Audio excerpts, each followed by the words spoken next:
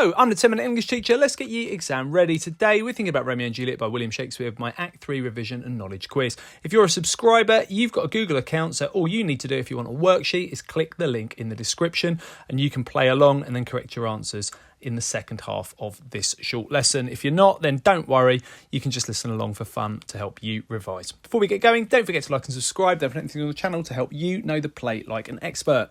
Okay, let's have my Act 3 revision quiz. Question number 1. What is Mercutio's response to hearing Capulets are on their way at the beginning of Act 3? Is it A, that he wants to leave? Is it B, he wants to stay? Or is it C, he hopes Romeo doesn't appear? Question number 2. Romeo tells Tybalt he doesn't want to fight. What does Mercutio say in response to this? Does he say A, villain, he is none? Or does he say B, vile submission?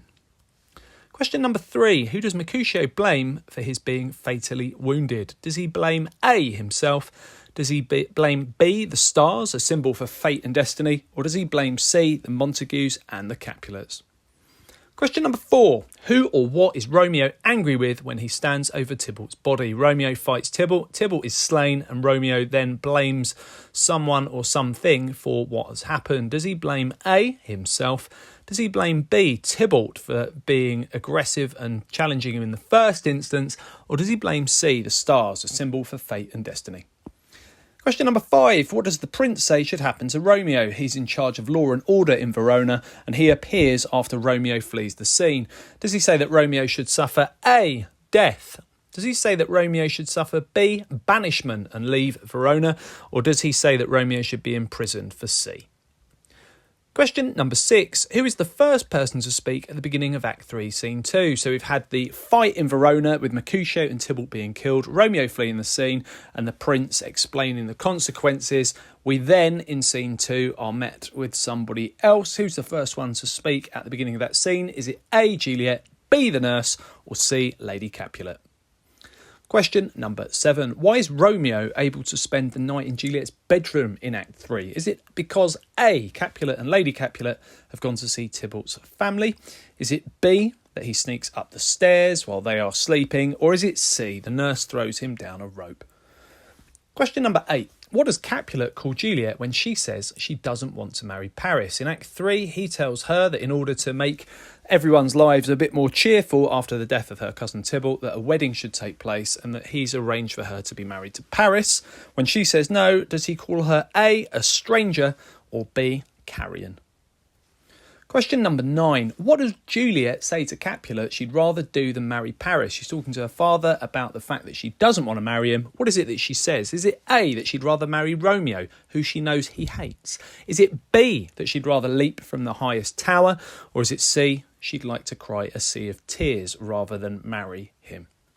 And question number 10. Who does Juliet decide she no longer trusts at the end of Act 3? Is it A, the nurse, or is it B, Friar Lawrence? So we've had the questions to my Act 3 quiz. What we're going to do now is review the answers. If you're using the worksheet, you can correct your work and you can also add some further thinking because we're going to look into these key moments in a little bit more detail. Question number 1. What is Mercutio's response to hearing Capulets are on the way? Well, he says that he wants to stay. He says, I'll budge for no man I. He's not leaving when Mercutio is told by Benvolio that Capulets might be coming. It's Benvolio that wants to leave, he wants to stay, and he should be worried about Romeo appearing, but in actuality, he's quite excited about the idea of a fight between Tybalt and Romeo. Tybalt has issued a challenge to Romeo, and he expects Romeo to answer it. Question number 2. Romeo tells Tybalt he doesn't want to fight. What does Mercutio say? Well, Romeo says, villain am I none. So villain is what Tybalt calls Romeo. Romeo protests that he's not one. Vile submission is what Mercutio says. He says calm, dishonourable, vile submission. He thinks it's cowardly that Romeo doesn't want to accept the challenge from Tybalt, and he's quite disgraced by what takes place because he's a proud character, and that's what makes him challenge Tybalt himself. Of course, that has grave consequences for Mercutio. Question number 3. Who does Mercutio blame for his being fatally wounded? Well, he should blame himself. He's the one who didn't do anything to de-escalate the trouble and the conflict between Tybalt and Romeo, and then he challenged Tybalt himself. He is very much responsible for his own death in many ways.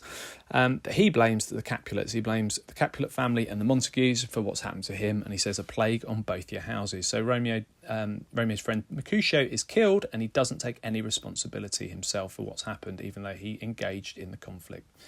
Question number 4, who or what is Romeo angry with when he stands over Tybalt's body? Well, he could be angry with Tybalt. It's Tybalt's pride and aggressive nature that has led to this confrontation with him dying. He should really blame himself. After all, he chose to challenge Tybalt. He said, "Fire-eyed fury, be my conduct now," and said either thou or I or both must go with him in regards to Mercutio. So he definitely wanted to fight Tybalt and did so. Doesn't blame himself, doesn't blame Tybalt. Instead, he says, "I am fortune's fool," and blames fate and destiny. But really, it's his own fault, and we can see that quite clearly.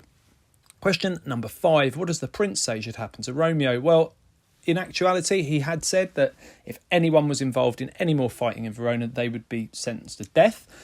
He then decides that banishment is the right idea for Romeo because he would have put Tybalt to death if Tybalt was still alive. So he says, instead of putting Romeo to death, I'm going to banish him from Verona instead.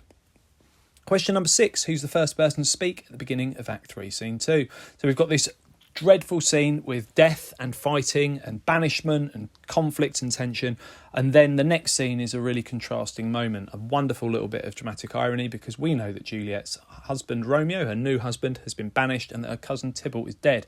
She is unaware of this and speaks about how happy she is. Of course, we know that she's about to have her heart broken in many ways when she finds out the real truth of the situation, but she speaks about feeling like a child with new clothes and not being allowed to put them on, and she says, "I've bought the mansion of a love and not possessed it." So she's in her parents' house talking about feeling like she's bought a big house but hasn't been able to go inside yet, which is interesting because it's ironic that she's saying that while she's in the house of her father. So it's Juliet that speaks first. Question number 7, why is Romeo able to spend the night in Juliet's bedroom? Well, it's the nurse that throws him down a rope. I think that's quite significant because ultimately Juliet could do that herself, but Shakespeare chooses to have the nurse do it just to show that she's complicit in the plans. She should be working for the Capulets. She's in their employ, but instead she is acting as if she's a parent to Juliet. It's not her place to be having any involvement in the relationship between Romeo and Juliet. She's acted like the parent herself. She's secretly arranged for them to be married, celebrated that with Juliet, and now she's helping Romeo, her secret husband, to get into her bedroom to spend the night with her. So that really does show us that the nurse is involved heavily in this folly that's going to lead to their tragic downfalls. Question number 8, what does Capulet call Juliet when she says she doesn't want to marry Paris? Well, he does call her a stranger, but that's in the earlier part of the play in Act 1 when he's talking to Paris and says that she is a stranger in the world, as in she hasn't had an opportunity to grow up and experience all the things that the world has to offer her. So when he calls her a stranger, it's actually him being loving and positive. He calls her carrion, which is dead meat. Green sickness carrion is what he calls her. So when she doesn't want to marry Paris, he looks at her in a completely different way. Question number 9, what does Juliet say to Capulet she'd rather do than marry Paris?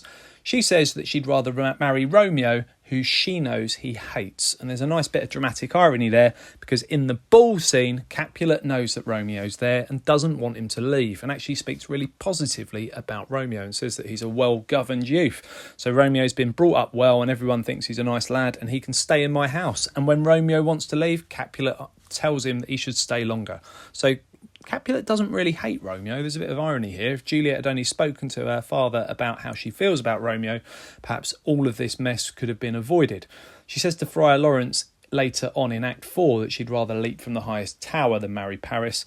And the Sea of Tears is relevant because that's what Capulet says that he sees her crying when he enters her bedroom. She's completely distraught about the situation with Romeo, although he attributes those tears to Tybalt and says that she's like a ship, a bark, crying a sea of tears. And that's interesting. If you're going for the higher levels, you could make a little bit of a link to Shakespeare's sonnets here, because in one of his sonnets he talks about love being the thing that guides lost boats.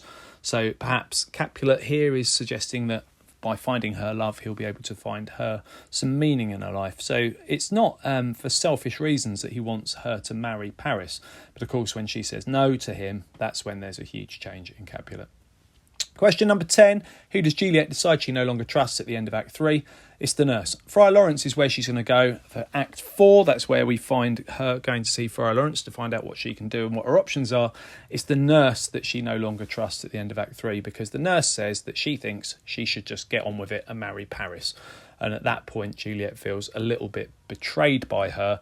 And she says to the nurse that she will agree to do that and that she'll go and see Friar Lawrence to make the arrangements. But in actuality, we know that she's going to go to Friar Lawrence with an ultimatum. Either solve this problem for me or I'm going to end my own life. Okay, check out the other videos on my channel. I'll continue to add content. Feel free to ask something you'd like to see me cover in the comments section. Don't forget to like and subscribe and share, and keep revising.